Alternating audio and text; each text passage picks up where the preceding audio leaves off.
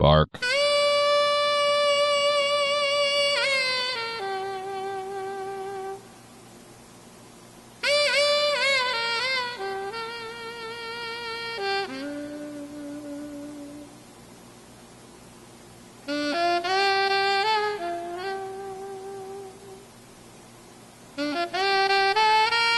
Some people say it's unlucky to fly so close to the sun, but with two ex-wives pulling you apart at the pocketbook, sometimes you gotta pick up extra jobs to make ends meet.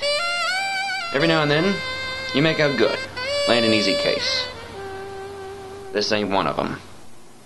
Oldest story in the book. Some old broad fell for the wrong guy, and he gave her the bum's rush before taking off with every sawbuck she had to her name. I knew recovering the dough would be as easy as shoot and pull with a rope, but I didn't have the heart to tell her that. But I took some pity on her, took the case, pro bono.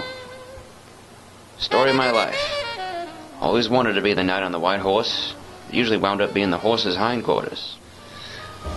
I knew I got myself a ticket to the karma train, but with so much month left at the end of the money, I needed a big case, and soon.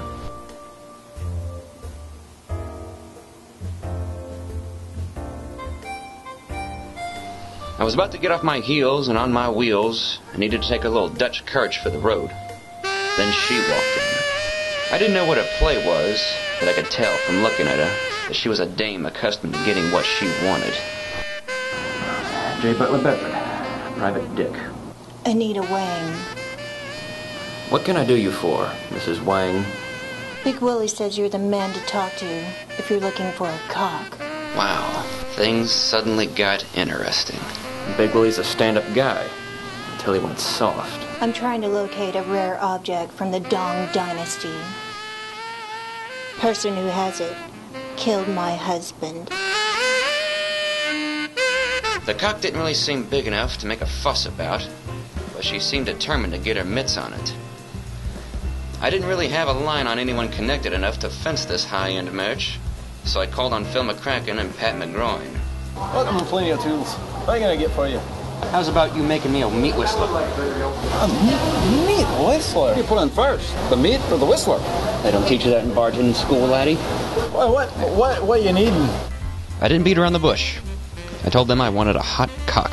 Oh, don't we all? Don't we all? That hot cock.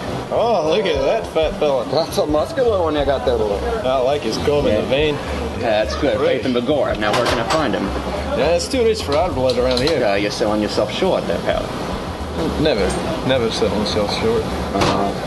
Well, where can I find him? Yeah, me personally, I would never know where to get my hands around the cock. I want to have my finger on this cock. Finger the guy that's got it. The cock ring fellas. The cockers. The cockers. Hey. Huh? It's a little cock ring. It's a tight one. Yeah.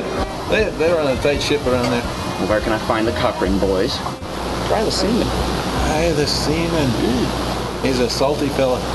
Pat and Phil gave me the runaround, but the sailor was a bit more forthcoming, and I finally got a name. A couple of names, actually. Chub and Stiffy Cocker. The Cocker boys distilled rot gut bathtub whiskey and did a brisk business peddling it to bars for 2 bits on the dollar. The Cockers were as country as the day is long, but the word on the street was that they were not to be underestimated. Oh, let me tell you, Chub, that's good right there. Take some there. That pussy stiff and stiffy right there, boy. Put some hair on your chest there, won't it, brother? Burn it off. 2 pounds of iron in your palm makes it hard to shake a man's hand, but there was no way I was gonna go in there without my trusty heater. Tangling with guys like this half-cocked is a surefire way to get a wooden tuxedo. You gonna like his job, sir, baby. I'm gonna tell you gonna like it. Grab some air, boys. Get a move on. Chop, chop. Where'd he come from? I rounded up the Cocker boys, but before I could bust up their cock ring, I felt something poking me from behind. Little did I know this wasn't the first time a gumshoe had paid them a visit. And now the shoe was on the other foot. Well, I see that you met my sister wife, Ada Cocker here. Stiffy, why don't we show him what we do to revenuers around here? That's a good idea, Chub. Let's get him. I'm not a revenue, boys. Looking for this old dong.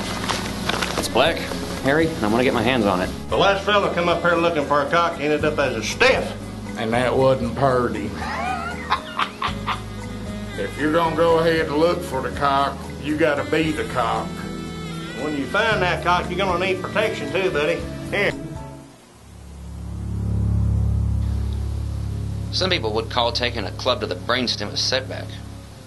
I call it the cost of doing business. It was a real nice frame-up to stash the cock in my trunk, and stashing me there with it was the proverbial cherry on top. When I left the force 9 years ago and hung up a shingle, I might as well have painted a target on the back of my head.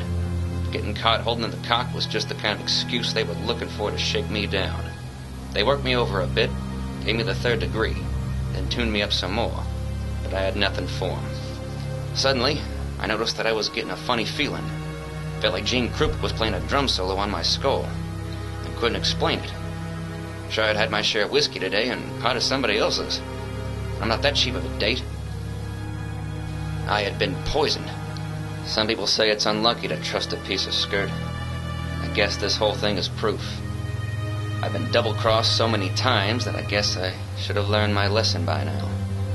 As I lay here, getting ready for the dirt nap, I suppose that I should gather my thoughts. But I got nothing. Sometimes, when you look for a cock, you get fingered instead.